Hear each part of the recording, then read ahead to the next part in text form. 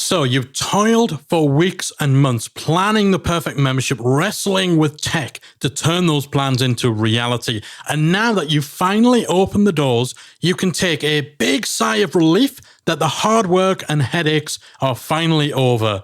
Right? Wrong.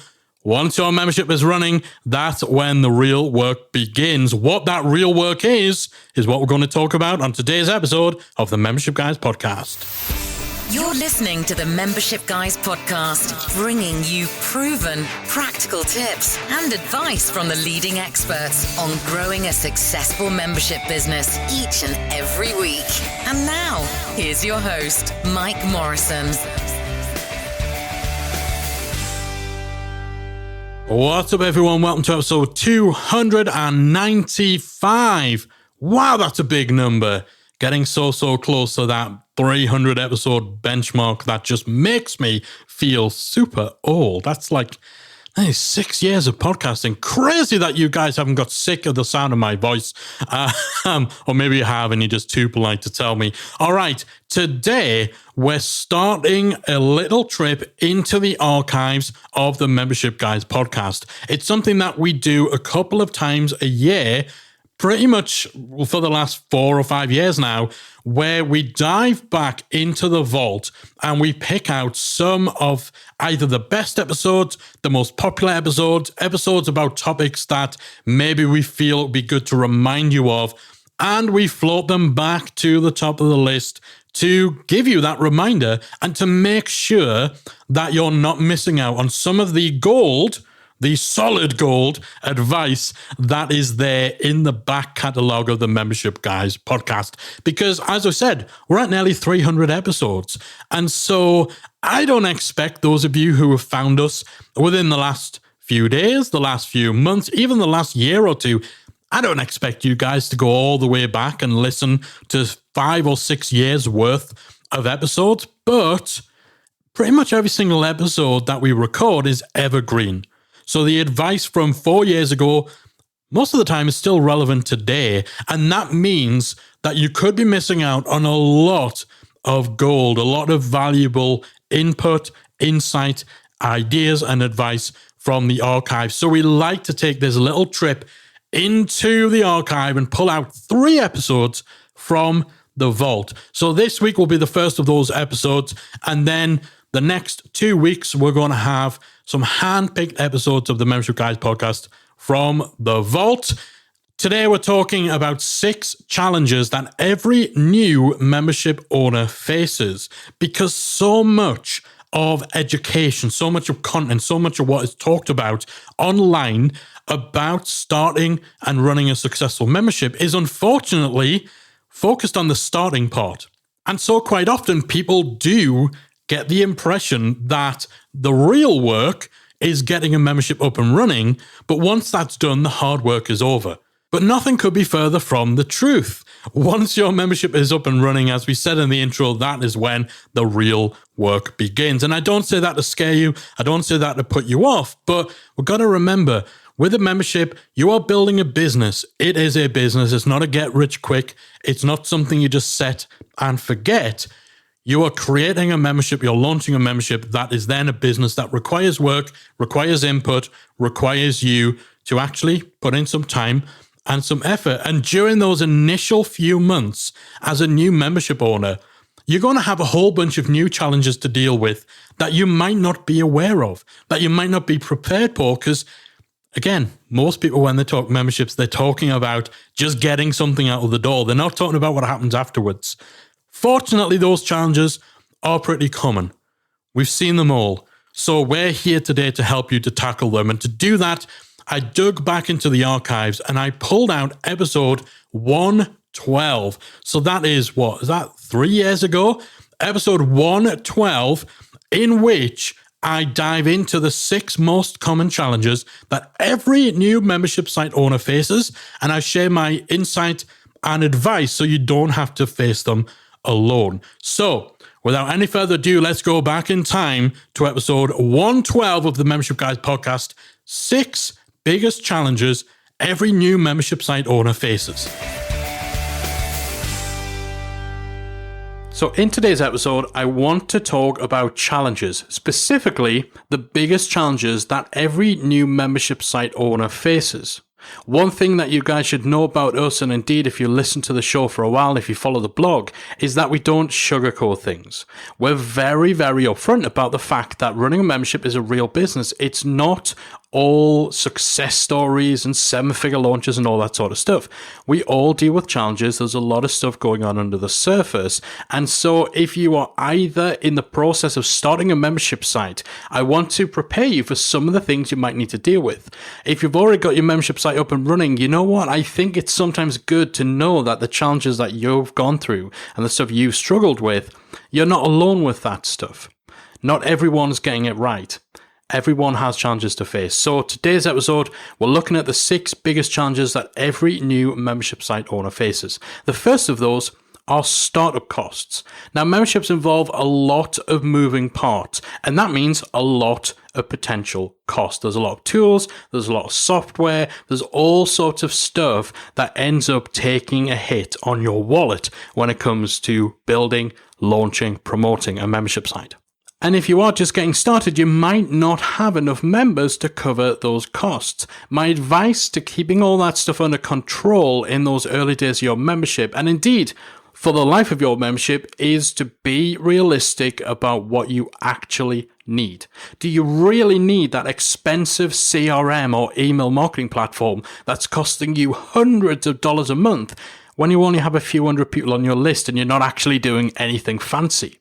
Should you be paying $100 a month for a shopping cart software when your membership plugin has it built in?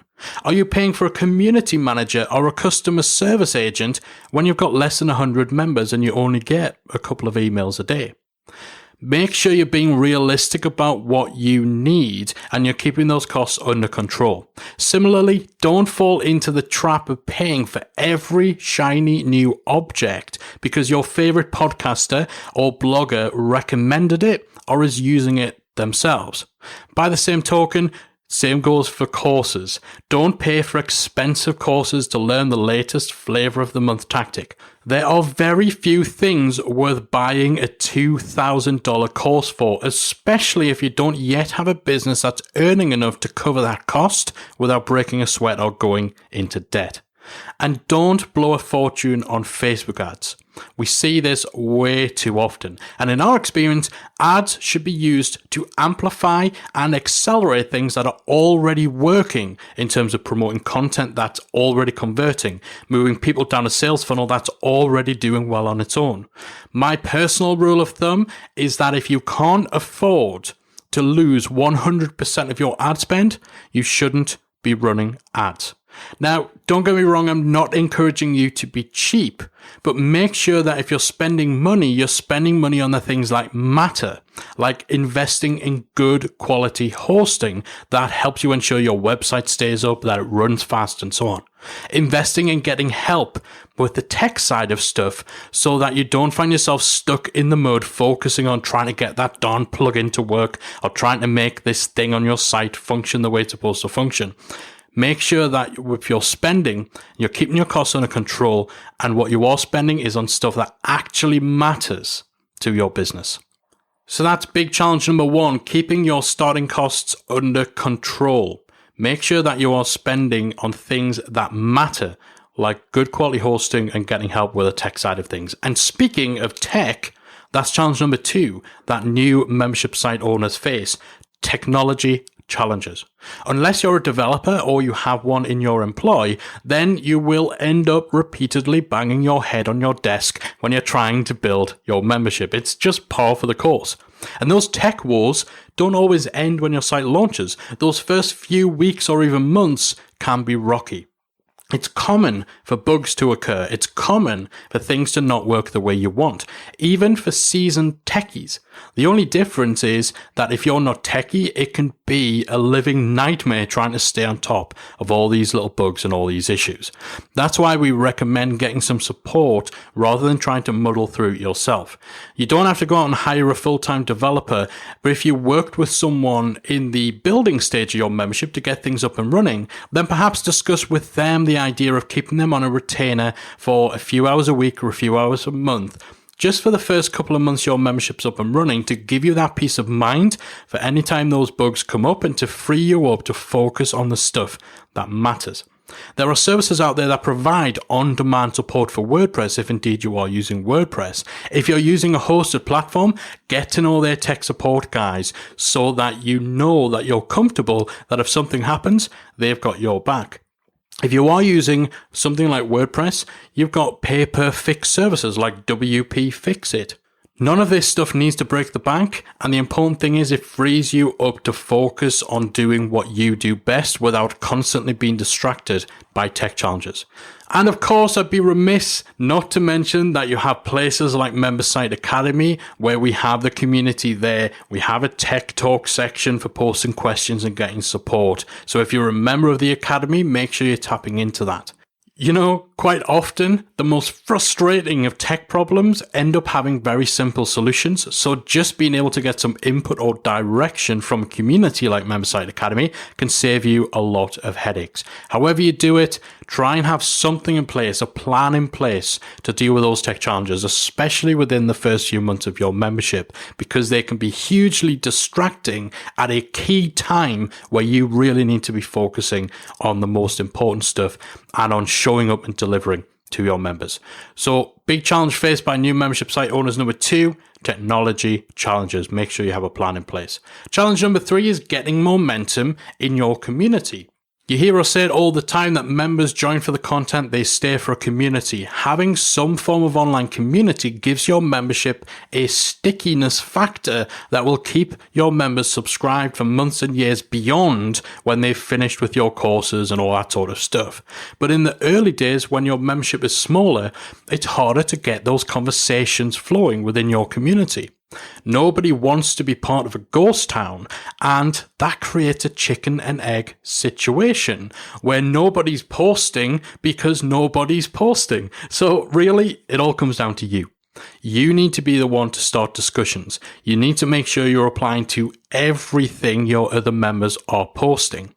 Take the time to send out regular roundups of what discussions are taking place in your community. Even if they're all stuff that you've started, send that stuff to your members on a weekly basis to encourage them to jump in and to weigh in with their opinions and input. Find ways to make community a core part of what your membership delivers. So if you're doing webinars or you're bringing in guest experts, for example, then you can make it so that your community members can submit questions in advance, but they can only do that inside your forum or your Facebook group. And if they've never posted before, it breaks the seal that hopefully is going to make it more likely that they'll stick around and they'll contribute to some of the discussions. If you have a team, get them involved in your community. Even if that's not their role initially, try and encourage them to go in there, to post stuff, to reply and stuff like that. Again, very important in the early days. And if you can, maybe even enlist the support and the help of your close contacts, your friends, your business network. Again, maybe this is just on a temporary basis to get that conversation flowing, because once things do get moving and once discussions are taking place, you'll find that that momentum builds and builds and builds, and you get the snowball effect, resulting in a community that you don't actually need to be as hands-on with, where not every conversation has to start with you. It's important to have a word on expectations about how active your community will be. There's a rule of thumb when it comes to community engagement called the 99-1 rule, which pretty much says that only 1% of your community will be heavily active. 1% will be the people who start conversations, who visit your community multiple times a day, who are real heavily active power users. 9% will just be generally active. They'll maybe visit your community a few times a week. They'll be more likely to reply to posts, but not necessarily likely to start them. The other 90% will either not participate in your community and not even visit it at all, or they'll come to your community, they'll read and they'll consume, but they won't actually contribute. Those guys are quite often almost disparagingly labeled lurkers. Now, there's nothing wrong if that's how someone wants to actually use your community. Members can still get a lot of value from simply observing and reading what other people are posting. So if you have 100 members and you have maybe 20 or 30 of them contributing, Don't beat yourself up because the other 70 aren't. That actually, if you use the 99-1 rule, that's actually a good level of engagement. Quite often when we hear people talking about their community not having enough engagement, when you look at it, it's actually more active than you would expect given their member base. So don't be too hard on yourself, but definitely make sure that you are focusing on ways in the early stages of your membership of building up that momentum, building up that activity. The fourth big challenge that many new membership site owners often face is fitting the running of their membership around an existing business or a job. Quite often, people who start a membership site are doing it either as an extension of an existing business, so it's another product, it's another revenue stream, or as a side project while they're working in employment. Quite often, the end goal is to make the membership their full-time focus. That's not always the case, but usually you'll find when people start memberships, they ultimately want to be able to run that membership 100% full-time as their main business. But quite often in the early days, the revenue just isn't there to be able to completely move away from other business activities or to quit your job. So when you're trying to balance everything, it can be hard to make it work because if you're fitting it around other stuff you're doing, you might not have the time needed to actually bring your membership along and make it successful enough to enable you to free up more and more time. So again, you have that chicken and egg kind of situation. If you're servicing clients, you're working 9 to 5, it can be very, very easy for your membership to slip to the bottom of your to-do list and for other things to take priority. My recommendation for this is to make sure you start simple. Wherever you can, try to keep any potential problems to a minimum. That means not overcomplicating how your membership is set up, keeping it simple. This means less technology, less moving parts, and less headaches. You can always make things more complex later. Do you really need that really advanced high-tech gamification stuff in from day one? Because when you add that in, again, you're adding more onto the tech pile, you're adding more complication, and you're increasing the chance that the limited time you have to work on your membership is going to be taken up by wrestling with tech problems. Keep things simple. And also make sure you're setting clear boundaries with your members for things like customer service, for things like interacting in the community, so that their expectations are aligned with how available you are. If someone sends in a customer service ticket, make sure there's some sort of automated response that lets them know that they'll get a reply within 12 to 24 hours. Again, keep those boundaries in place just to make it more manageable for you. And when it comes to content, you want to try and lighten your burden and lighten your workload as much as possible. So that can mean things like doing live webinars, bringing in outside guest experts, creating content that's very simple and easy to make, but has a lot of value like checklists and cheat sheets and so on. Doing all of that stuff rather than creating these huge, sprawling, epic courses, which take lots of time and work. Again, the common theme here, simplicity, keeping things light, keeping things manageable. A key thing to maximizing your limited time is making sure that you treat your membership like it's a client or like it's a job. Have set times and days to work on it that are absolutely unmovable within your diary. If you were working on a client project and another client called up and asked you to do something, chances are you wouldn't just drop what you were doing to work on their stuff. If you were working 2 jobs and someone from job number 2 called you while you were at job number 1, you wouldn't even answer the call, right? At those times that you have dedicated to working on your membership, you are completely unavailable to other clients. You work on nothing else and you are strict about not allowing anything or anyone to take priority. It's the only way to make it work if you're trying to fit the running of your membership around an existing business or job. Challenge number 5 is the one I'm sure that many will associate with, and that is simply trying to stay motivated.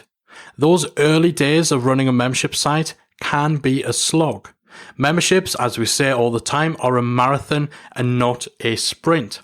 And things move at a generally slow enough pace that actually gives you too much time to worry and overthink about what's going on in your membership. Also, in those initial days, you're experiencing firsts. You're experiencing stuff for the very first time as a membership site owner, and you always feel the impact of those bad and those negative firsts the most. That very first cancellation. Man, does that sting? And if you're sitting there at 50 members and you lose 5 or 6 in a month, that feels huge. The end of that first month, when you look at that churn, it feels massive. This sort of stuff makes it very, very hard to stay motivated. If you've just launched your membership, there's almost a bit of a come down, not just in terms of all the adrenaline and all the excitement and all the juggling of everything that you were putting in place to build your membership, to launch it, all that activity. When that's done, it does feel a little bit deflating. Plus the nature of a launch, where there's all that buzz, there's all that excitement, there's a lot of curiosity that comes from the fact you're bringing something new to market, that ends up resulting in more people leaving after their first month because they get swept up in the hype.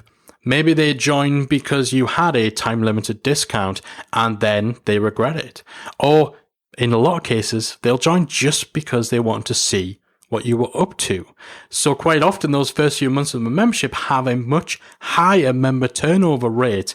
And of course, this just piles on. It all takes its toll. It's very easy to get demoralized, especially if you're not yet making money to cover costs or to move away from client work. You start to wonder whether it's actually worth it.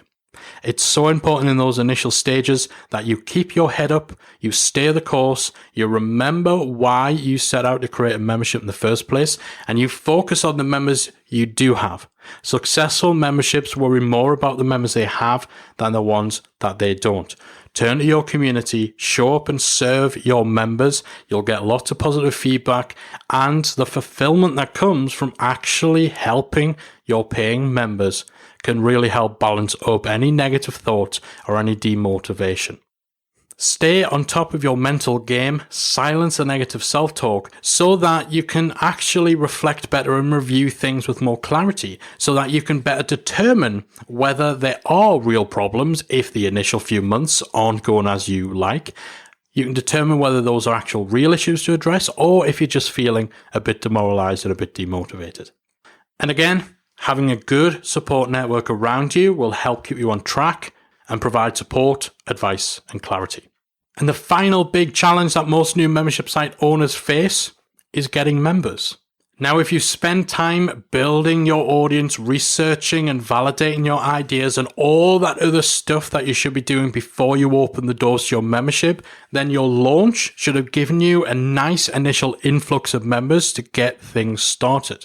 And in fact, in a lot of ways, your launch of a membership is the easiest marketing that you'll ever do because you're bringing something new to market, because you can leverage scarcity and urgency and all that stuff. But when all of that buzz and all of that excitement dies down, you're then faced with the challenge of bringing in new members on a consistent basis.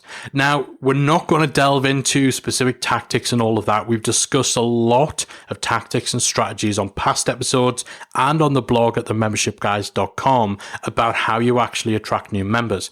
But the truth is, there is no one-size-fits-all approach or method for bringing in new members. There's no silver bullet strategy. Different things work for different people. What I would say is that it's important that you stick with what got you to the dance. Review your launch, see what worked well, and see whether you can adapt the stuff that's worked to your marketing on an evergreen basis. If you built your audience and grew your email list through blogging, through connecting with people on social media, through doing videos or Facebook Lives or whatever it was you did to get to a point where you could launch your membership successfully, then don't let that activity, that stuff that got you to the dance, don't let that slide just because you've since launched your membership. Consistency is king. And in fact, having a membership should make it easier to do all of that stuff because in those early days of running your membership, you can really tap in to the social proof that comes from sharing the results and the feedback you're getting from your members. Talk about your membership every day. That doesn't mean pitching constantly, but if someone's asked a great question in your community, use that as a basis for your next blog post or your next podcast or your next Facebook Live video and make sure that somewhere in that you say, this came from a member of our community, which is blah, blah, blah.com.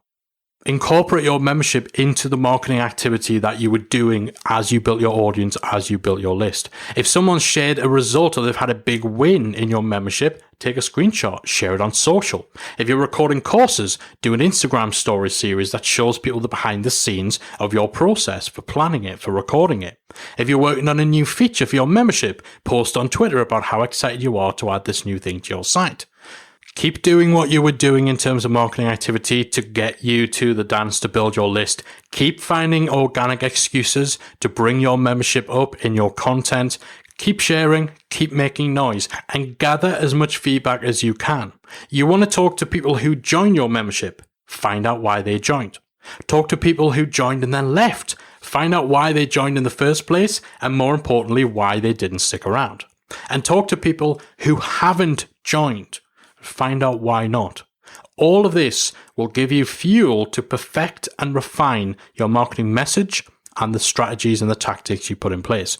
Again, we've covered the specifics in terms of different things that you can try to bring in members, different tactics, different strategies in past episodes. And if you head over to themembershipguys.com/112 for the show notes on this episode, you'll see some links to past podcasts where we've dove into those tactics and strategies. And there's a lot of things that you can try out. A lot of people out there trying to convince you that you absolutely must be doing live video. You absolutely must be doing messenger bots, remarketing, webinars, and so on and so on. My advice to you would be to try your hardest not to get carried away, not to buy into the hype of the next big thing of marketing or the next shiny tactic or the next must-do strategy, but instead to choose no more than one new strategy or tactic to test out at any one time, and to test these tactics with realistic expectations that no single tactic is just going to transform your business overnight and suddenly open the floodgates to have members pouring in. There is no silver bullet. And with successful memberships, it's almost always a combination of lots of different things working together. So it's a case of testing things out, having patience, figuring out what works best for you.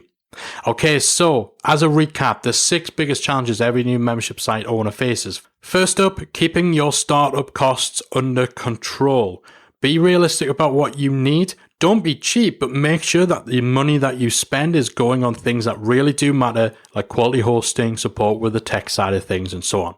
Big challenge number 2 is dealing with technology. Make sure you have a plan in place. Work with the developer who helped you build your membership, or use one of the many services out there that gives you an option if something goes wrong, rather than sitting trying to figure it all out yourself. Big challenge number 3, getting momentum in the community. It all comes down to you. You need to show up. You need to start posts. You need to be active. You need to be constantly encouraging your members to jump in there to help you get that activity moving and get that snowball effect once your momentum builds. Challenge number 4 is fitting it around an existing business or job. Simplicity is key. Keep your tech, keep your offering, keep your content simple and lightweight. And make sure that you are scheduling dedicated time to work on your membership, during which you do not work on anything else. You do not let anything else become a priority. That is an unmovable date in your diary to make sure your membership is getting the attention it needs.